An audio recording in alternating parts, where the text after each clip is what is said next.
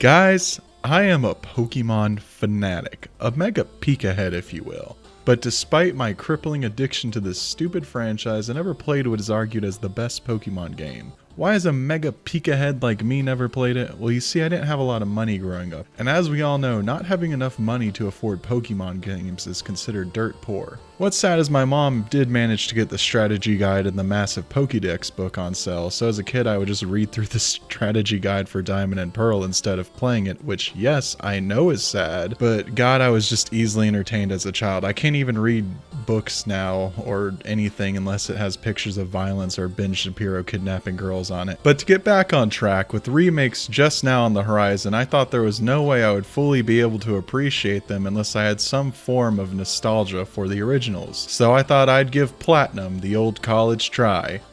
And much like college, I passed by the skin of my teeth.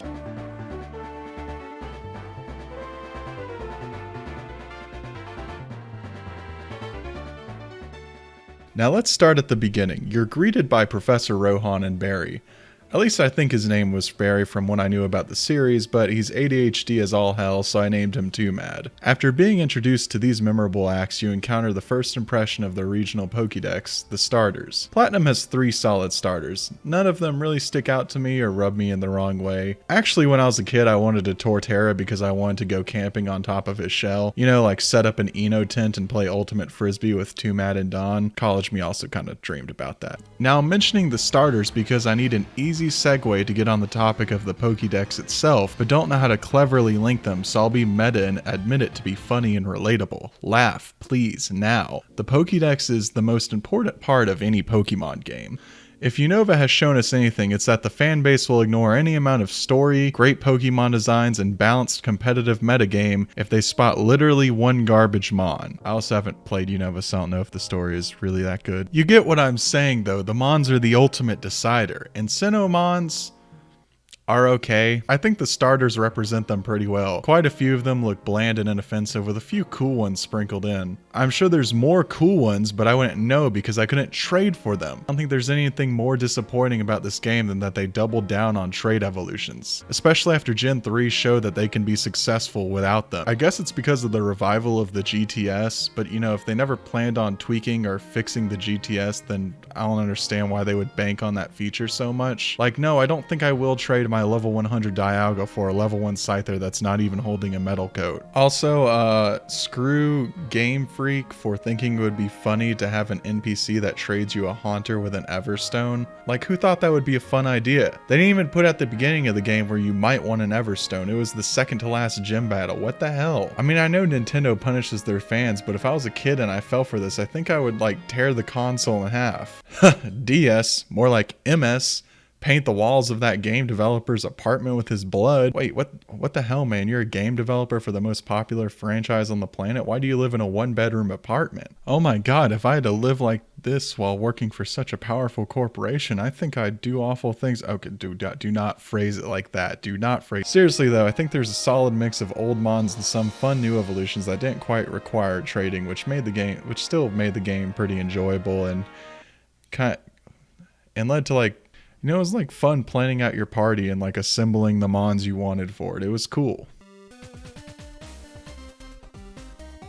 Now what I mean by game flow and context to Pokemon is how well does the story, the gyms, and the different locations in the game mesh together. This is another important feature because it would be kinda weird if you were chilling in Hawaii and, I don't know, motherfuckers from another dimension showed up. Since the gym challenge and the designated criminal organization usually run parallel to each other, how the game weaves these two elements in with the actual region and environment, and how you're expected to navigate through said environment through gameplay is important. And TBH, Platinum does an awful job at this. Story-wise, it wasn't too bad. I mean, for whatever friggin' reason, a dude from Interpol asks a 10-year-old for help. In terms of gameplay, though, I'm not sure how you're supposed to get through this game without a guide. If it weren't for Cerebi, Bulbapedia, and the guide I was given to as a child that I read 1,000 times, I don't think I would have made it through this game. I mean, there are just pivotal moments that just require random interaction with an NPC or to go to a place with barely any mention of it. What comes to mind is triggering Looker to interact with you outside of the galactic base by just randomly talking to a galactic NPC in the front. On top of that, there's just too many HMs in the game as always. Much like trade evolutions, now would have been a good time to stop these. Instead, you're expected to have cut, surf, rock smash, strength, waterfall, and rock climb. At the very least, make all the HMs different types so you're not screwed over by wasting move slots on them. Not to mention the annoying amount of puzzles which completely kill the momentum of the game and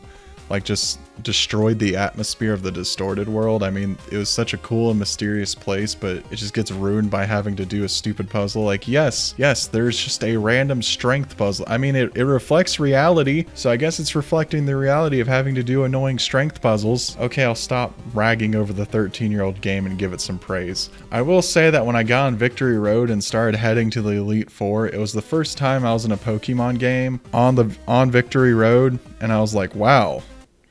Like, I'm the shit. Like, Victory Road feels so isolated and gatekept that you really feel like a real one when you get there. Not only that, but the gym leaders not being complete pushovers and all having solid goon squads really adds to that atmosphere.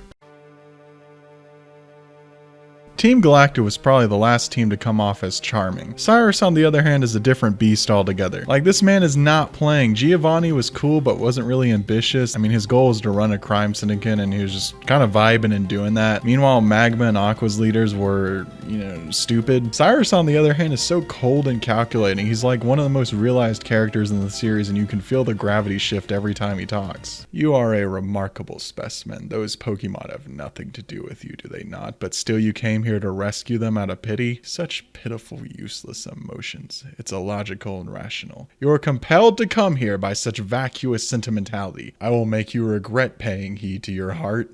Why, Mr. Brandon? Why do you do it? Why get up? Why keep fighting? Do you believe you're fighting for something? For more than your survival? Can you tell me what it is? Do you even know? Is it freedom or truth? Perhaps peace? Could it be for spirit?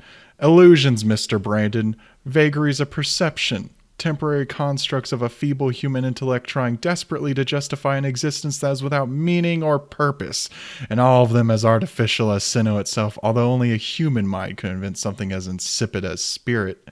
You must be able to see it, Mr. Brandon. You must know it by now. You can't win. It's pointless to keep fighting. Why, Mr. Brandon? Why do you persist?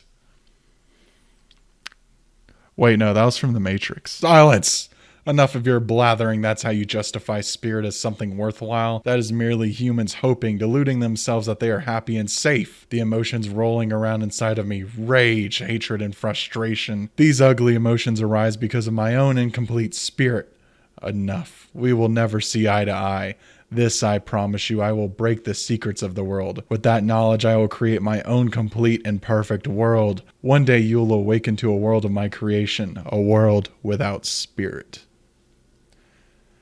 And then Cynthia kind of responds with an advertisement for the series. I don't think there will ever be a villain that can do what Cyrus did and also be cool. Not to say that he's the best. I mean, personally, I think Giovanni's the best villain. I think it's about time we wrap this up so I can go ahead and edit this video. There's a lot more things I'd like to say, but I'm just going to end this with a few closing thoughts. Near the end, once I finished Victory Road and was about to go on the Elite Four, I encountered Two-Mad and he wanted a battle. It's when we had our final match. But in that battle, I felt something. I felt something fun. I mean, yeah, it was one-sided. I was kind of beating him, but it was fun. It was like a challenge to beat him one-sidedly. I mean, it was fun. I guess maybe because the battle wasn't monotyped and I had to constantly switch through my mons to beat him. Maybe something like that. I don't know. But that was fun. And after that, my fresh, cleansed palate was tainted by the floor that Cynthia mopped with me. I mean, seriously, I felt like I was a kid again, trying to juggle my fainted Pokemon against Blue with hyper potions. Still, on my fourth loaded state, don't judge me, I have a full-time job, when I beat her and got champion, I couldn't help but smile. I felt a little proud of me and my team, but mainly me for forgetting to not buy any pots the whole game and going into the Elite Four with 300k worth of full restores. And I think that pride was something special, that not just any game could make me feel. And yes, I'm joking, I did feel more pride for my team. It was fun seeing them all together in that moment. Even though I felt like I cheated a little bit, I did cheat a little bit. It was cool to see them all together there, posing with me, and all the confetti coming down. And that, well, that's priceless.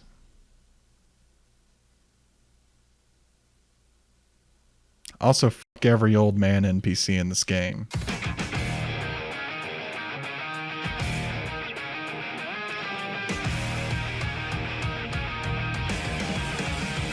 Make you regret paying heed to your heart. I will make you regret peeing.